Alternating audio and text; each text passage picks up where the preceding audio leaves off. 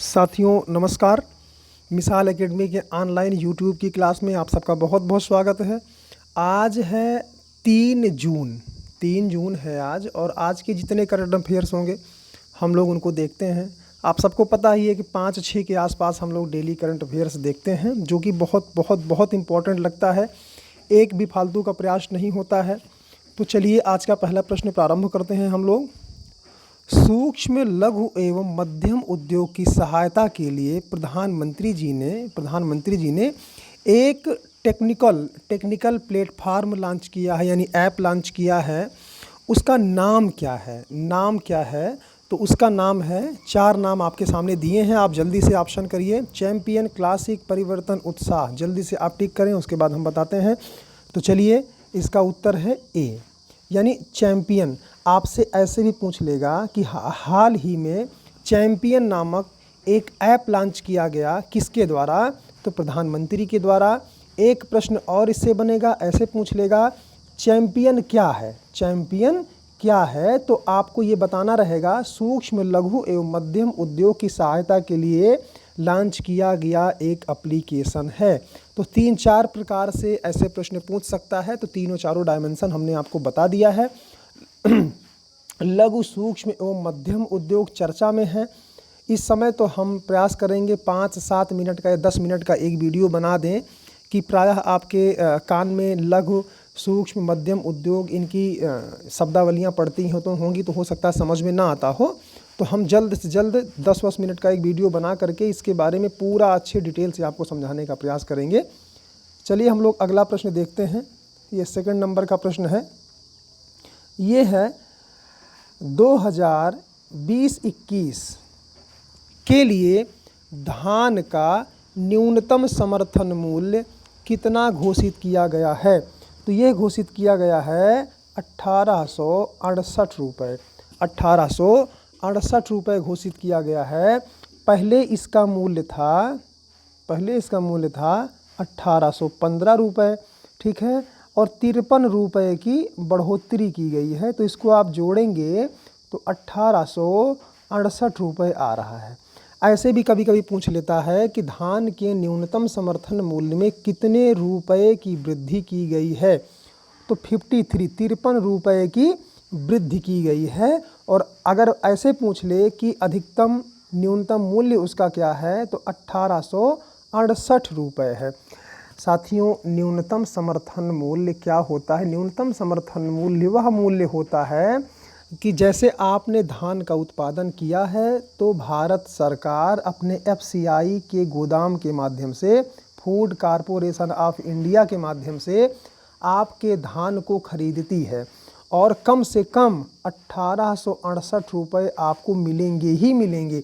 इससे ज़्यादा भी मिल सकते हैं, लेकिन इससे कम किसी कीमत पे आपको मूल्य नहीं दिया जाएगा। तो ये एक आध बार इकोनॉमिक्स में भी प्रश्न आ चुका है, अर्थव्यवस्था में भी आ चुका है न्यूनतम समर्थन मूल्य का प्रश्न। तो ये 2-3 करंट भी हो जाता है, किसानों से संबंधित भी हो जाता है, कृषि से संबंधित भी हो जाता है, अर्थशास्त्र से भी संबंधित हो जाता है।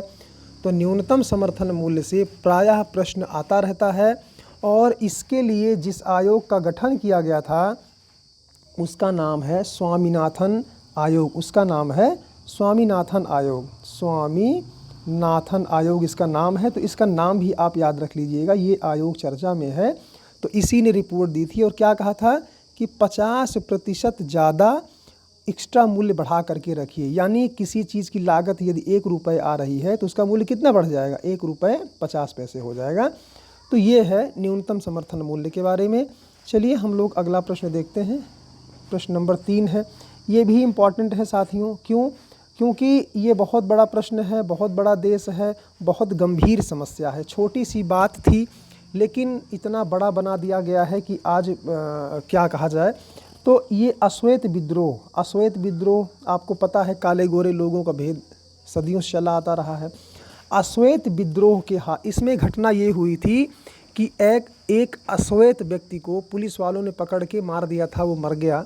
तो उसी के विरोध में हालात इतने गंभीर हो गए हैं, वहाँ आंदोलन चलना शुरू हो गया है, आंदोलन हिंसक हो गया है। डोनाल्ड ट्रंप को बंकर में जाना पड़ा है। बंकर का मतलब ये नहीं होता एक छोटा सा गड्ढा, राष्ट्रपति का वहाँ एक अलग बंकर होता है, सुरक्षा गृह समझ लीजिए उसको, सुरक्षा गृह हम लोग बोलते हैं राष्ट्रपति का। तो वो वहाँ चले गए, लेकिन ये जो विद्रोह है उसको बुलाने के लिए पुलिस फेल हो गई, सेना को बुलाना पड़ा है। तो आप कल्पना कर सकते हैं कि कितना भयंकर विद्रोह होगा। ये है देश अमेरिका। ये प्रश्न भी इम्पॉर्टेंट है आपके लिए, क्योंकि इतना बड़ा विद्रोह किसी देश में जल्दी होता नहीं है। भारत में छोटा सा विद्रोह हो जाता है तो देखते हैं आप, खबर बन जाती है, लेकिन अमेरिका जैसे देश में और लगभग 140 शहरों में ये पहुंच चुका है। कल्पना करिए 140 शहरों में ये सब पहुंच चुका है, तो कितना गंभीर है। कहा जाता है कि अमेरिका बहुत विकसित देश है, बहुत पढ़ा लिखा देश है, बहुत समझदार देश है, वहाँ के लोग हर चीज़ को समझते हैं, लेकिन देख लीजिए वहाँ कितना बड़ा बवाल हो गया है। तो चलिए ये प्रश्न हो गया तीसरा। हम लोग अब चौथा देखते हैं। अरब सागर में उठने वाले चक्रवाती तूफान का नाम क्या है? तो आपसे पूछ लेगा कि अभी चूंकि देख रहे होंगे बंगाल की खाड़ी में अम्फान नामक तूफान आया था और अब अरब सागर में उठ रहा है। आपको पता है मानसून आ रहा है, मानसून पे जल्द ही हम एक वीडियो बनाने का प्रयास करेंगे। चक्रवाती तूफान हो या आंधी छोटी मोटी जो आती है, बरसात हो रही, बिजली कड़कती है, सब पे हम एक वीडियो बनाने का प्रयास करेंगे जो आपको अच्छे से बता देगा कि ये सब क्यों हो रहा है। जल्द ही एक वीडियो हम अपलोड करेंगे आप लोगों के लिए मौसम के बारे में। तो अरब सागर में उठने वाले चक्रवाती तूफान का नाम कौन सा है? निसर्ग है। निसर्ग है, ये आप ध्यान रखिएगा। ये बॉम्बे से टकरा चुका है, ये बॉम्बे से टकरा चुका है। बॉम्बे भी है, गुजरात। कभी कभी ऐसे पूछ लेता है कि निसर्ग नामक चक्रवाती तूफान जो कि अरब सागर में उठा, किस देश मतलब किस राज्य में सबसे पहले लड़ा आकर के? तो वो बॉम्बे यानी महाराष्ट्र में आकर के लड़ा है। गुजरात साइड की तरफ ये बढ़ रहा है। चलिए अगला हम लोग देख लेते हैं। प्रधानमंत्री स्वनिधि योजना लॉन्च की गई है। ये स्वनिधि योजना लॉन्च की गई है। ये कब तक चलेगी? ये चलेगी 2022 तक।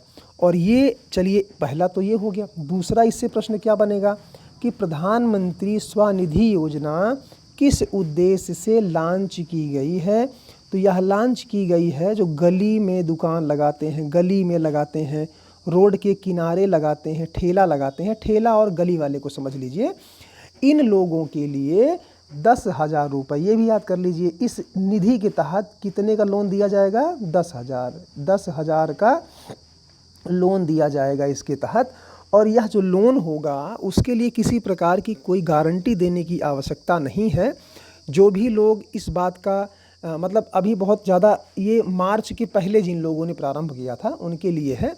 तो इसमें ये होगा कि आपको प्रमाण पत्र दिखाना पड़ेगा कि हम ठेलियाँ लगाते हैं, हम गली गली में घूम घूम के फेरी लगा करके सामान बेचते हैं, या हम रोड की पटरी के किनारे सामान दुकान लगाते हैं। तो ये सारा प्रमाण पत्र आप जब दे देंगे तो आपको 10,000 रुपये का लोन बैंक के द्वारा दिया जाएगा। इसमें बहुत न्यूनतम ब्याज है, बहुत कम ब्याज रहेगी, कोई गारंटी नहीं रहेगी।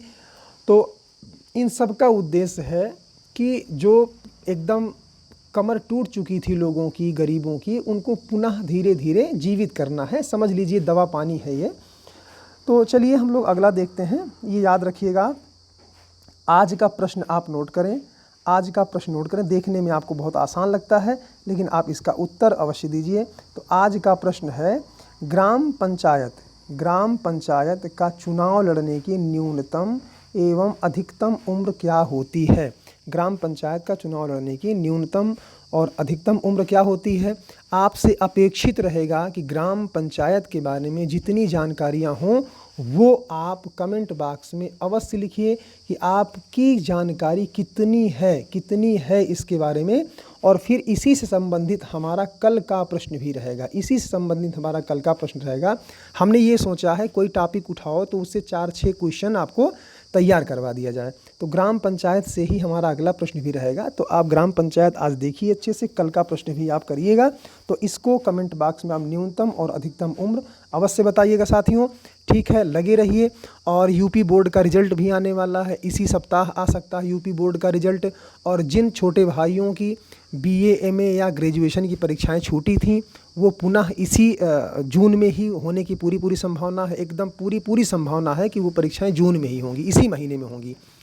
तो इसके लिए भी तैयार हो जाइए। जो लोग आप लोग यूपीपी की या किसी की भी तैयारी कर रहे हैं, तो थोड़ा सा अपना एकेडमिक कैरियर भी बनाने का प्रयास करिए, उसकी भी थोड़ा तैयारी करिए, क्योंकि इसी महीने पेपर होने वाला है आपका और हो जाएगा। तो ठीक है साथियों, पढ़ते रहिए, लिखते रहिए। चलिए आज के लिए बस इतना ही। जय हिंद।